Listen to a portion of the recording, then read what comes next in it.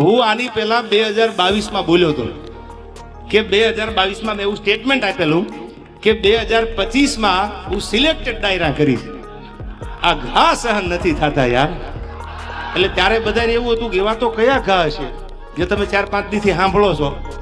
અરે તમારી જાતના સાલાવ ખદડાવ, તમારામાં દમ હોય તો હામી સાથીએ મોરે મોરો મારી દો, ખબર પડે. ફિલોસોફી કરવા તમને બોલાવે છે.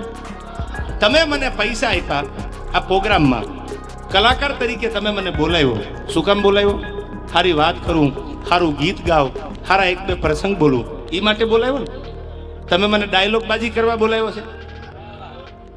તમારે ગામારે વાંધો હોય આ બોલવા માટે તમે મને બોલાવો છો. સમજદાર છો એટલે ટકોર કરું છું તમને. એવા કલાકારને તમે નક્કી કરીને બોલાવો કે જેની આગળથી સારું સાંભળવા મળે, જેની આગળથી સારું જાણવા મળે, એને બોલાવો. આયા બહેન ફિલોસોફી કરે, મોટી મોટી વાતું કરે, દમ તો કાંઈ છે નહીં. અને બીજી વાત, હું ઘણીવાર ડાયરામાં બોલું છું, તમે તો સમજદાર છો.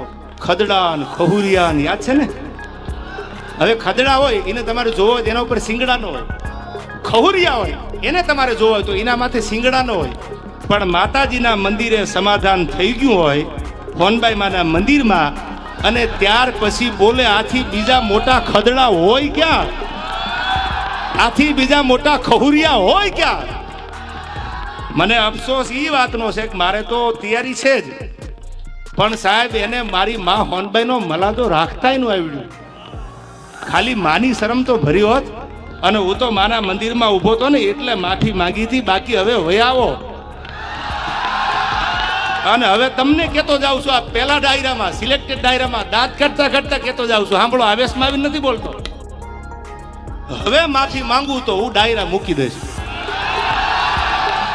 હવે તમારે જેને આવવું હોય એને વયા આવજો, પણ ડાયલોગ બાજી ન કરતા સામે વયા આવો.